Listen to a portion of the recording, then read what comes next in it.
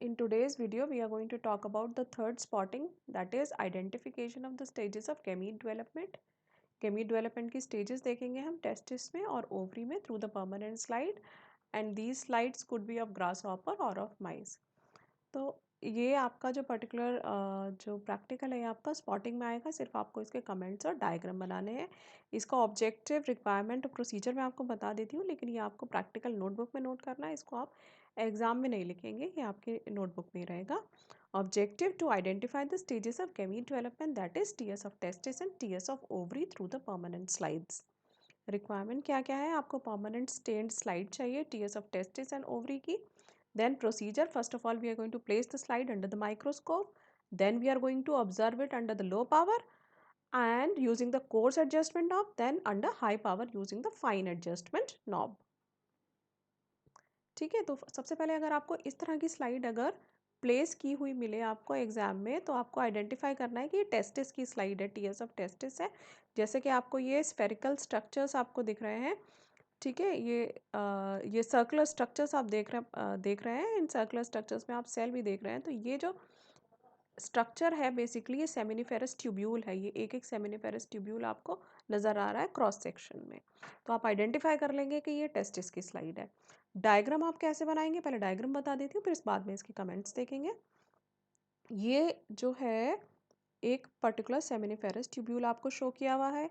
This is another seminiferous tubule, then here are another seminiferous tubules you can see. और इसके बीच में जो टिश्यू है that is the interstitial tissue.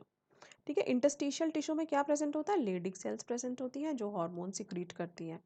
ठीक है, सेमिनिफेरस ट्यूब्यूल के अंदर क्या प्रेजेंट होगा, स्पर्मेटोगोनिया सेल्स होंगी सबसे बाहर की साइड। आप थ्योरी में भी पढ़ चुके हो, बाहर की सबसे आउटर लेयर जो होती है स्पर्मेटोगोनिया सेल्स होती हैं। उनमें डिवीजन होगा तो प्राइमरी स्पर्मेटोसाइट सेल्स बनेंगी।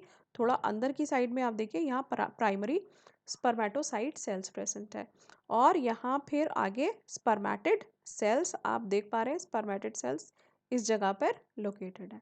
ठीक है, लेडिक सेल्स हो गया। आप फिर स्पर्मेटिड्स को लेबल करेंगे, स्पर्म्स को जहां आप देख रहे हैं ये इस तरह से आप ड्रॉ करेंगे, स्पर्म की टेल आप बनाएंगे और वहां पे आप लिखेंगे sperm. Then primary spermatocyte, spermatogonia sequence आप याद रखिएगा, पहले सबसे आउटर जो लेयर बनेगी वो स्पर्मेटोगोनिया, फिर उसके बाद primary spermatocyte.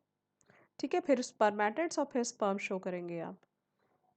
Then there is this membrane is called as the basement membrane। Basement membrane आप बनाएंगे सेमिनिफेरस ट्यूब्यूल के चारों तरफ।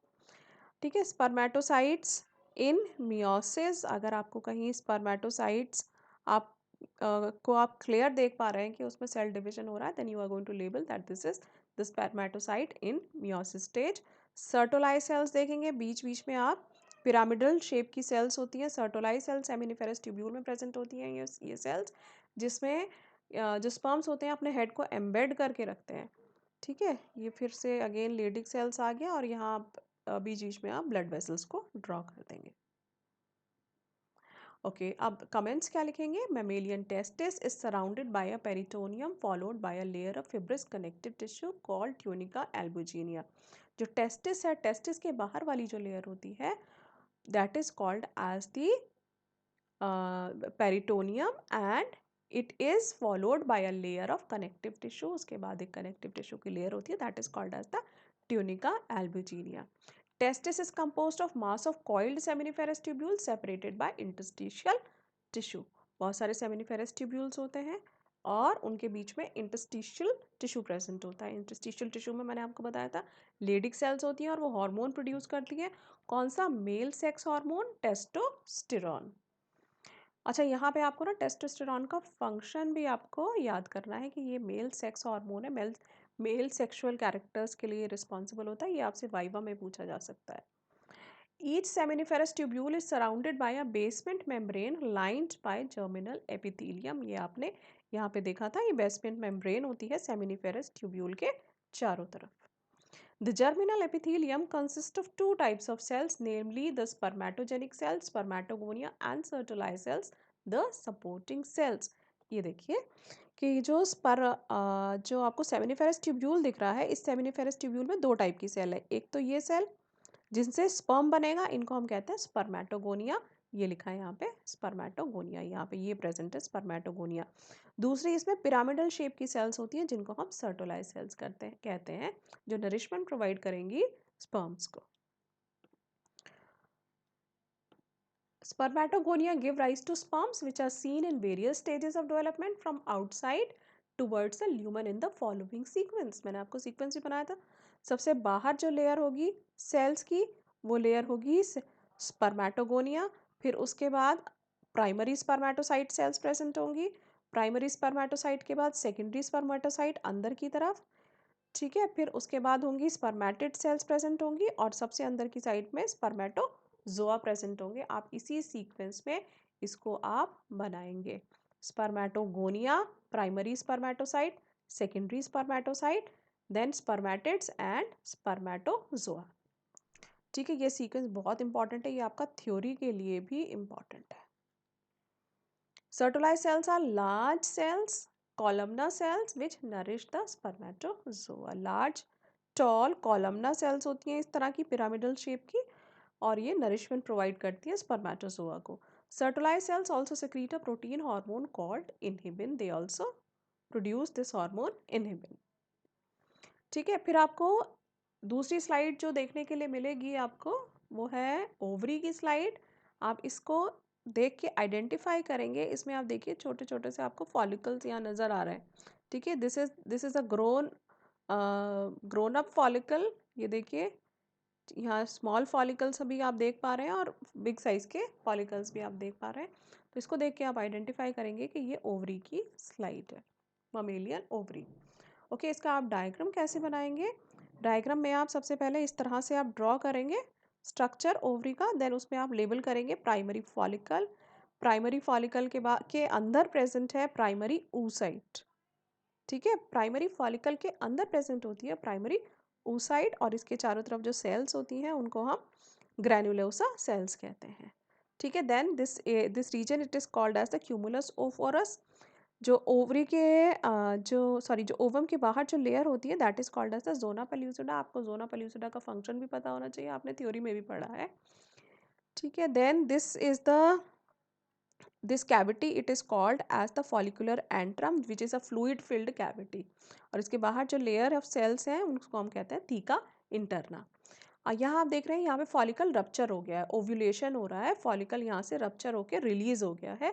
इसके बाहर जो लेयर ऑफ सेल्स प्रेजेंट है that is called as the corona radiata and this cell is now in secondary oocyte stage, ठीक है। देन रिलीज होने के बाद ओवम रिलीज होने के बाद जो लेफ्ट ओवर पार्ट है it is called as the corpus luteum और कॉर्पस ल्यूटियम के बाद वो बना लेता है कॉर्पस एल्बिकेंस। और ओवरी के बाहर जो ये लेयर प्रेजेंट है this is the germinal epithelium. So this way you are going to draw the diagram, draw the label diagram. अब इसके important points आप देख लेते हैं। Mammalian ovary is covered by a cubical germinal epithelium followed by a thin layer tunica albuginea. तो mammalian ovary जो है उसके बाहर भी germinal epithelium होती है और एक thin layer present होती है उसके बाद में that is called as the tunica albuginea. Ovary के बेसिकली दो पार्ट्स होते हैं।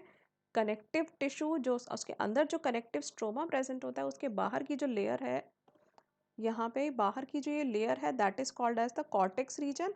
और जो ये इनर वाली लेयर होती है this is called as the inner loose layer, this is called as the medulla. बाहर वाला जो पोर्शन है that is called as the this portion it is called as the cortex and the inner portion it is called as the medulla. The cortex contains many small and large spherical ovarian follicles. Small और large दोनों ही तरह के हमें spherical shape के follicles नजर आएंगे. They are called as the ovarian follicles. A full matured follicle is called as the Graafian follicle. जब follicle यहाँ पे देखिए इस diagram में देखिए जो mature हो जाएगा जब follicle, this is called as the Graafian follicle. आप इसको यहाँ पे label भी कर सकते हैं.